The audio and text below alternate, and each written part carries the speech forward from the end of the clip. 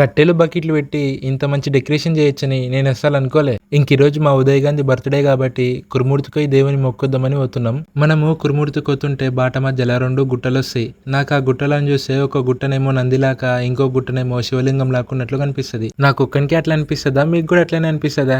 మేమైతే కురుమూర్తికి బండోతోని ఆపి కాళ్ళు చేతులు అయితే కడుక్కున్నాం. కాళ్ళు చేతులు కడుక్కున్నాక నెత్తి మీద నీళ్ళెందుకు ఇట్లా చల్లుకుంటారు? మీకు తెలుసా? మీకు తెలిస్తే నాకు చెప్పండి. ఇంకా 2 టెంకాయలు కొనుక్కొని మెట్లెక్కుకుంటూ పోయి ఫస్ట్ ఆంజనేయుని అయితే మొక్కినాం.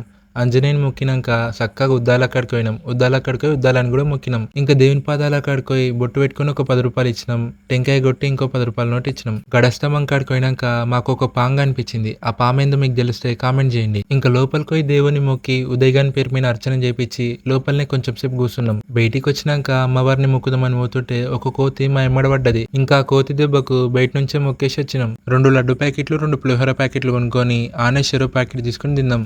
ఇంకా గుట్ట దిగి కిందికి వచ్చి ఈ ప్లేస్ కి అయితే పోయినాం. మీరు ఈ ప్లేస్ ని చూసి ఉంటే ఎక్కడుందో కామెంట్ చేయండి. ఇంకా కురుమూర్తి కా నుంచి వచ్చి అడవి ఆంజనేయ స్వామి గుడికి అయితే పోయినాం. నేను ఈ గుడికి రావడం ఇదే ఫస్ట్ టైం. ఒక చెట్టు కింద ఆంజనేయ స్వామి అయితే ఉంటాడు. ఇంకా లోపలికి పోయి దేవుణ్ణి అయితే మొక్కినాం. ఈ గుడి కాడ యాప చెట్టు అయితే చాలా పెద్దగా ఉంది. ఇంకా చెట్టు కింద మంచిగా చల్లగా ఉందని ఆనే ఇంతసేపు కూర్చున్నాం. ఇంకా సాయంత్రం డెకరేషన్ చేద్దామని 4 బకెట్లు 6 కట్టెలు ఏరుకొని వచ్చి కట్టెలను బకెట్లలో వాతి తాళ్లతో నా కట్టెలను కట్టి లైట్లు తెచ్చి లైట్లను కూడా కట్టి డెకరేషన్ అయితే చేసిన. ఇంకా అప్పుడప్పుడే అనుకొని ఇంత తిప్పలు పడి చేస్తున్నా ఎట్లయితుందో ఏమనుకున్నా గానీ డెకరేషన్ మాత్రం సూపర్ వచ్చింది. నేను అనుకున్న దానికన్నా చాలా మంచిగా వచ్చింది.